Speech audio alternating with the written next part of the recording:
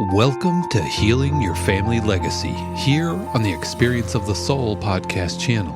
Innovative, evidence-based recovery that helps to identify intergenerational trauma, allowing for freedom and embracement of the healing process. Today, episode 64, Couples in Recovery, Part 1. And now your host, Dr. Donna Bevan-Lee. And this is Dr. Donna Bevan-Lee, helping you heal your family legacy. As you might remember from our last few sessions, I was discussing sexual addiction and how that impacts not only the individual that has the addiction, but everyone around them. And today I have two very special guests on my show. I'll let them introduce themselves, but I will tell you that these two people have done the most amazing work to heal their marriage as a result of having some pretty serious issues around sexual addiction. And I'm so happy that they've agreed to come and talk about their journey. So I'm not going to take up a lot of time with my voice today. I would like for you to hear from them. So I would like to first introduce Heidi. And Heidi, tell us a little bit about how your life evolved to set you up to be in the situation in the first place. Sure. Thanks. Hi, Donna. I'm Heidi. I would say it's, for me, I grew up in kind of the perfect storm of addiction. Meaning my parents were, there were so many alcoholics in my family. I can't even count them. And chaos that, as a small child, I was terrified of life and seeking attention at the same time. So trying to be as quiet and shy and not noticed as possible. But certainly when I hit my teenage years, looking for adult affirmation, meaning any would do, even if it was inappropriate from men. And because I didn't have anything steady like that growing up. So as soon as I hit my teens, I was off to the races with my own addictions, looking to feel different than I did. And can you say what those addictions were that you struggled with? Sure. I am an alcoholic, 13 years almost into recovery, sober. Congratulations. Thank you. For me, immediately, age 13, my first drunk, where I when I came to, I quickly went, okay, I'm an alcoholic. I know this. My mother is one. I've seen it. And so I went to other drugs because I thought I could do it differently. But, I eventually decided that I was grown up enough that I would just be an alcoholic and not an addict. More socially. Oh, okay. For me, a drug is a drug is a drug, and it doesn't matter what I put into myself. I want more. So that was always there. But once I'm drunk, I will do ridiculous things that are not good for me with people who are inappropriate. And I tended to be attracted to men who were unavailable and or alcoholics themselves.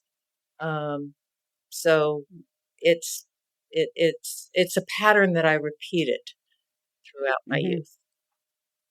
Okay. Well, thank you. So I'm going to let Matthew now talk about what his childhood was like and how it set him up for his addiction. All right. Hi, Donna. It's nice to see you. Nice to see you. I'm the youngest of four sons. My oldest brother is only 7 years older than I am, so we were sort of a tribe growing up. My father started his own business when I was very young, probably about a year old, and he was successful. So I'm a child of some affluence, although I didn't really recognize it.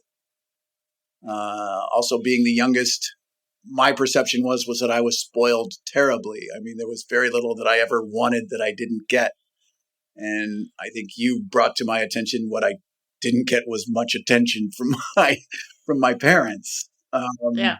And that word spoiled, Yeah. there's really no such thing as a, quote, spoiled child, right? Yeah. It's like what you got was stuff in lieu of time, attention, and energy, right? That's true. And okay. Let's just be clear on thank that. you. I appreciate that. And it's funny because I've been in AA for a long time. And again, I'm multi-addicted. I'm a poly drug addict. I got sober in 2003, and I haven't had a drink or a drug in over 18 years now. Congratulations. Thank you. That's a huge deal for a guy like me. Mm-hmm. And what I heard when I was in treatment, I only went to treatment once. It was back then in 2003. I was 44 years old at the time. And what I heard was something about a hole inside that couldn't be filled. And when I look back at my life, like that made a lot of sense to me. I always wanted something, and I would get that something. And that was great for about, a minute or an hour or a day. And then the hole was back. It just never was filled. And, that includes, that I'm sure that relates to the lack of attention that I had growing up. Sure, it does. Because I was the youngest, I was exposed to I was exposed to inappropriate material from a very young age. By the time I was 5, the two biggest influences on my life from a pop culture standpoint was the Beatles and James Bond.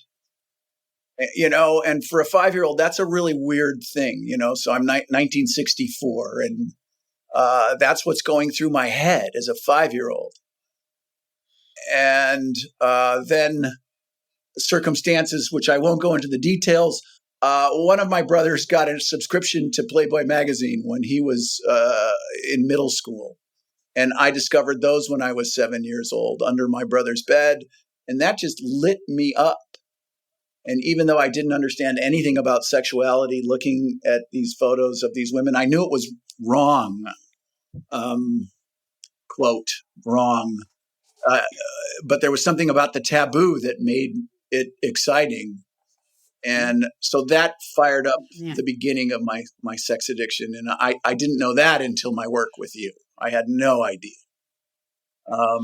Your sex addiction is always one of the primary addictions, right? Food and sex. Right. But I had my first drink. People talk about, I remember my first drink. And my answer to that is I don't. I was a toddler, and because I got to have a sip of beer. I got to have a sip of whiskey when I was 6. There was a small little glass of wine, with water, because I was a sophisticated little kid in a sophisticated society. And that said, I had my first drunk at 7, but I wasn't all that, in love with it. I smoked pot for the first time at 14 years old, and I wasn't turned on. I stole pot from a friend of my brother's. There's no one who, I got myself high. And it was it. Like I was high every day for the rest, until I was 44 years old after that, on one thing or another. And I liked a lot of different, intoxicants. I never met one I didn't like. Right. So the drugs combined with the sex really lit your brain up. When you say it lit you up, it's like we're talking about lighting your brain up, because that's what it's about, right? It's not about your genitals. It's about your brain. Absolutely. It's about not feeling what I don't want to feel. Exactly. Which is what the hole was, right? The hole was this emptiness, and I didn't want to feel it. And drugs and sex absolutely made me feel the way I wanted to feel and not feel the way I didn't want to feel.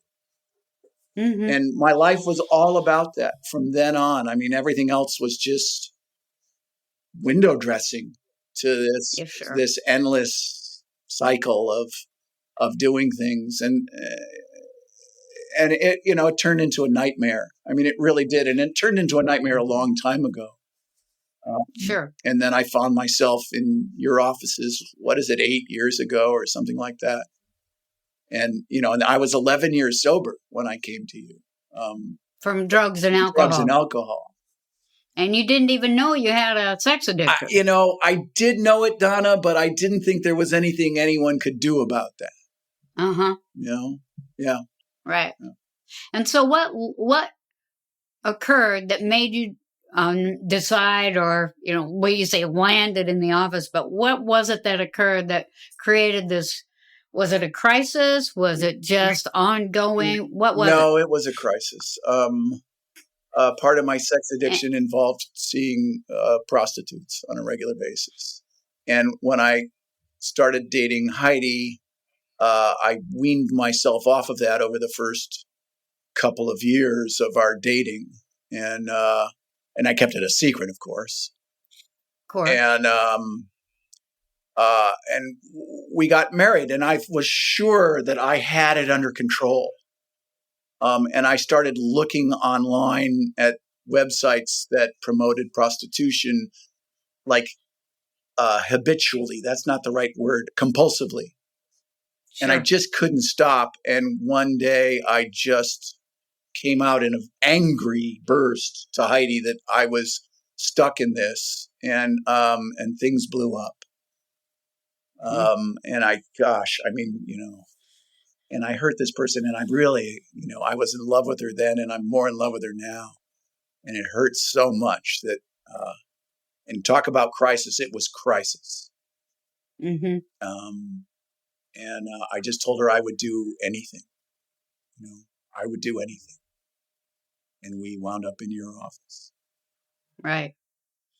And, can you don't need to go into a lot of explanation, but could you give us a little bit about what that withdrawal was like? Because I've talked about before, the withdrawal from sex addiction is some of the most horrific experiences that people go through. Yeah, it was really weird for me. I reluctantly went to one of the S programs, where they said the definition of sexual sobriety was sex with your spouse, and not with yourself or anyone else. And I was okay with that. And so, when they suggested that I might try 90 days of abstinence, I said they were out of their mind. I was just going to have sex with my spouse and no one else. And I didn't have to do that. And you suggested at one point that my brain was still too lit and I needed to I needed to do that. And so that didn't make you happy. Yeah. Pretty much everything you told me to do or not for 2 years didn't make me happy. That's all there is to it. And the first try at 90 days was, I did it, but it was, I was cheating, and not really doing it because there was just a lot of fooling around without actual intercourse. And at the end of the 90 days, you kind of gave us a green light. And after about a week, you said, yeah, wait a second, this isn't right. You're going to do another 90 days. And that was sort of the point of my surrender, quite frankly. It was like, oh, hell, because I know from my experience with being in recovery from drugs and alcohol that there's only one way to do it. And that's to do everything somebody else tells you to do, whether you like it, whether you understand it, and whether you want to. None of that stuff matters. It's like my way doesn't work. And if I want to Yeah. change, I'm going to have to do something different. And so when you finally, the second time, when you finally got into recovery, what was it like physically to go through that withdrawal? Do you remember?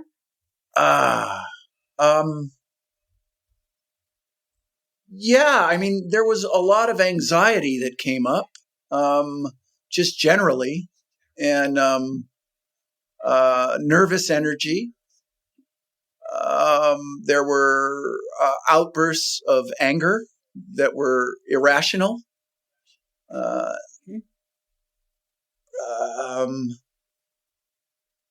And, a sense of, I was indignant a lot of times. Like, I can't believe that I have to do this.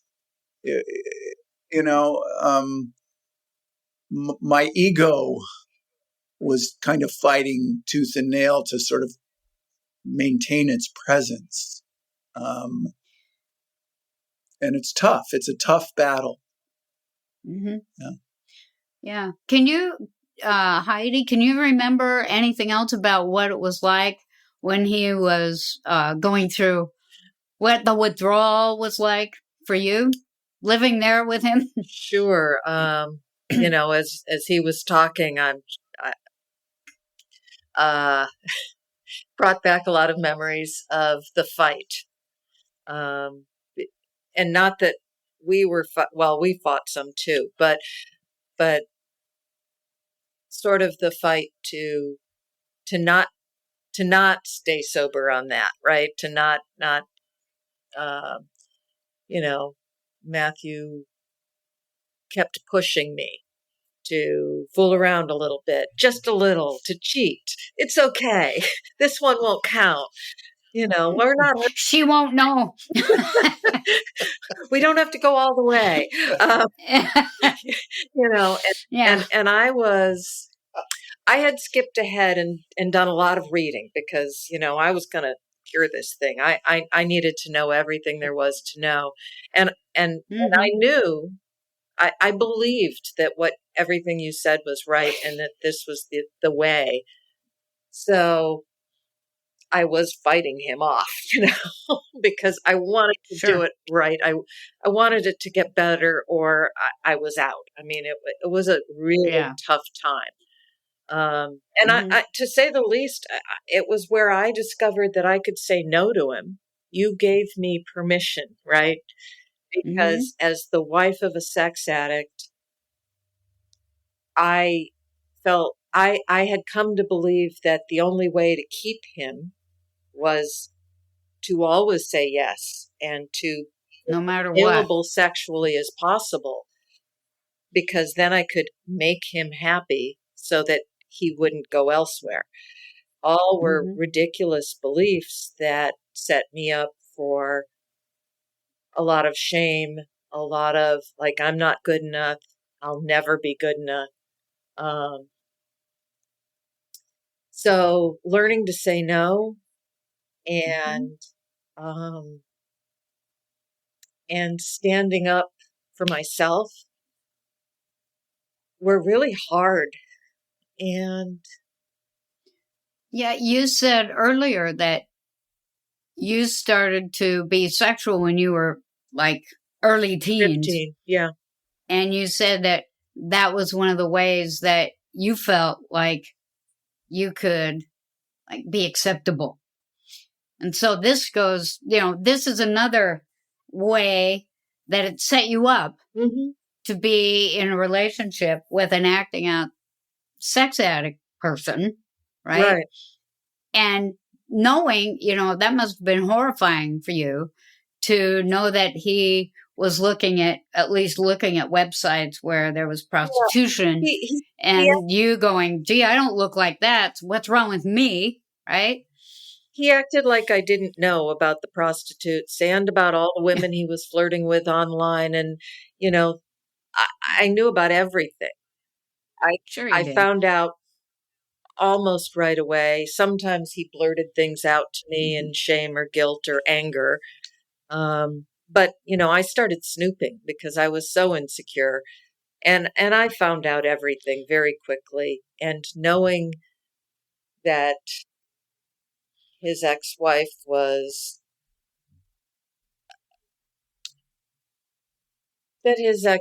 had been in magazines. She was a naked model. She was gorgeous. How could I ever compete with that, right? And Yes. then you look at, and he didn't mention the TV stuff. I mean,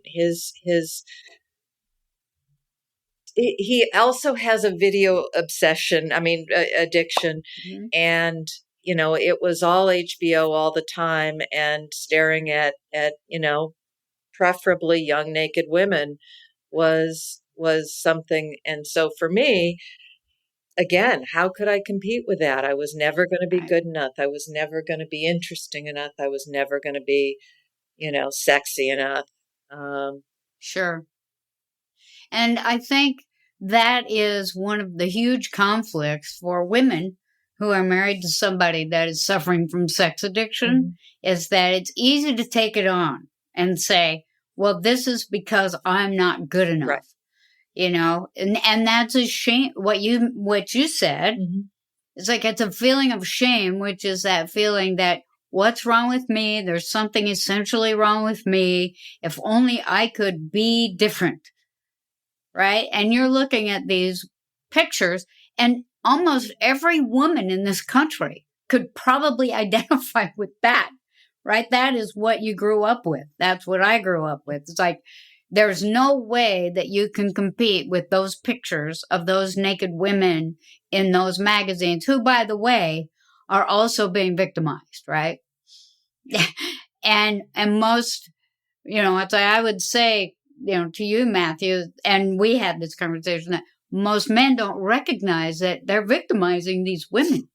And that, and what I remember was one of the things that came up for you that really kind of helped you like internalize that was this idea that, well, I'm just entitled to this.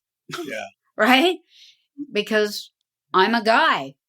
In our society, it's like, I'm entitled to all this. The interesting thing, and if you hadn't brought it up, I was going to, Donna, and our last battle, Yeah. When we went to the mat, no pun intended. Well, I'm watching HBO, but I'm not doing any of these other behaviors, and this is quality television, and a little bit of nudity and sex here and there. I mean, it's kind of artistic license, and yeah, the artistic license part. What's wrong with that? And you just said, you're an addict, you're not entitled. Like, that's by definition. And I heard you say that probably 100 times. Sure. Because I would immediately forget, and I'd go back into, because I don't think, when I'm entitled, I don't think I'm entitled. Like, well, of course there's not. the beauty of it right there. That's the power of entitlement, is that I'm completely unaware that that's the reality. Right. And it had to be pounded into me in an incredibly slow pace. That was the reality. And as it got a little, as the haze, as the fog lifted, and that reality that I perceive myself as entitled, and that I am an addict, and that an addict who considers himself entitled is doomed. I mean, there it is. That's the chain. Because as long as I think I am entitled, I'm doomed. Yes. And that was sort of the final piece that opened up the doors of recovery for me. And it was just such a perfect setup, because you have a man who acts entitled, feels entitled, and doesn't realize he's thinking that, right?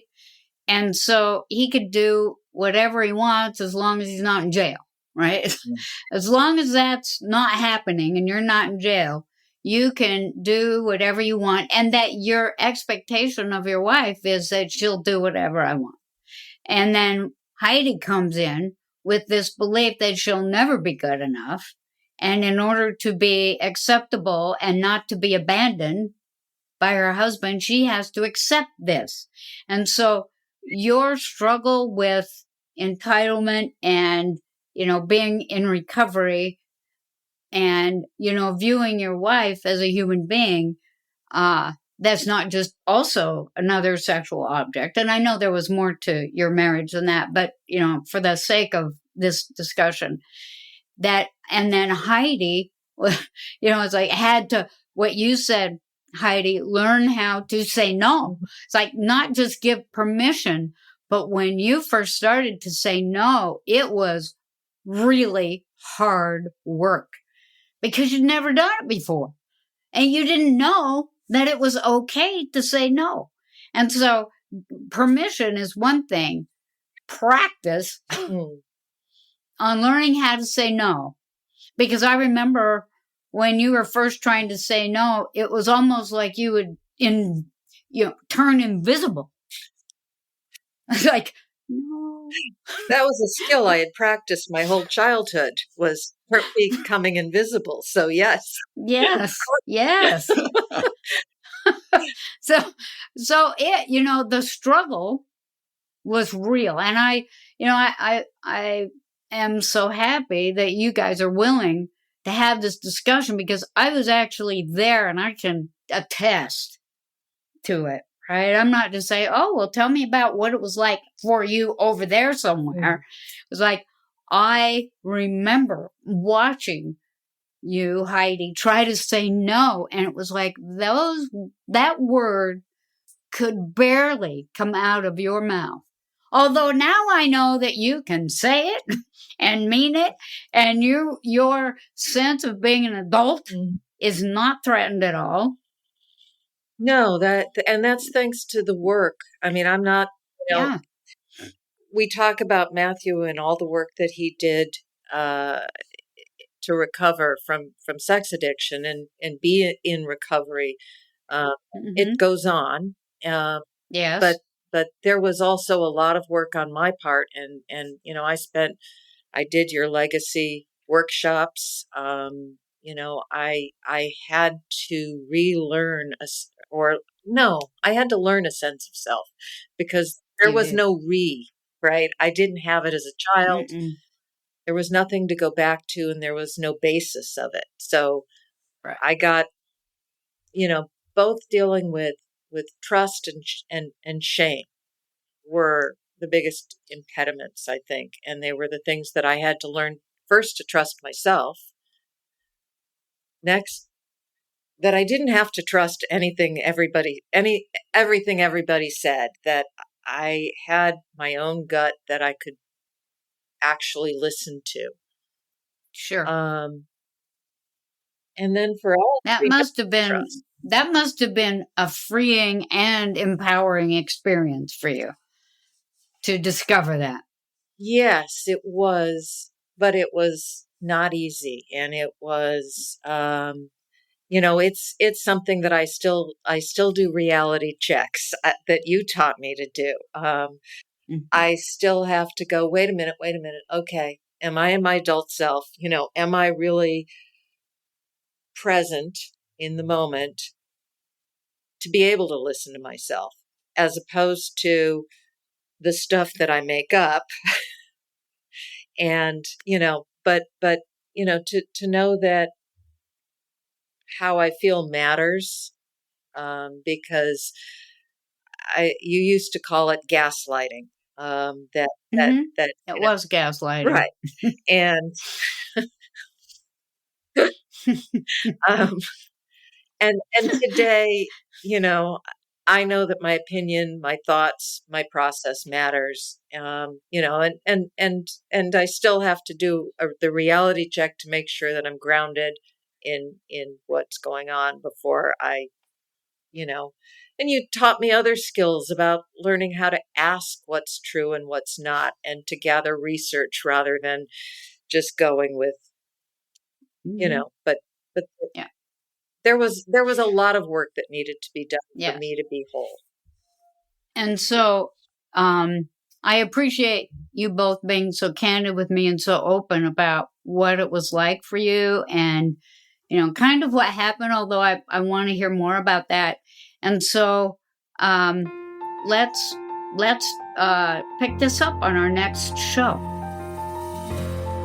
Thank you for listening to this episode of Healing Your Family Legacy here on the Experience of the Soul podcast channel.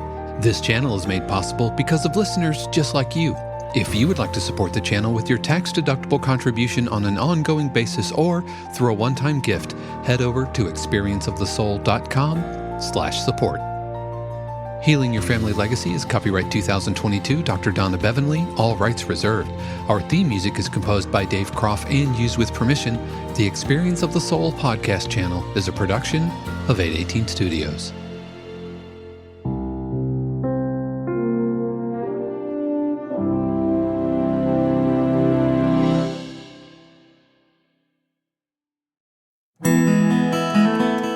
Hey friends, Sean here, your Experience of the Soul producer.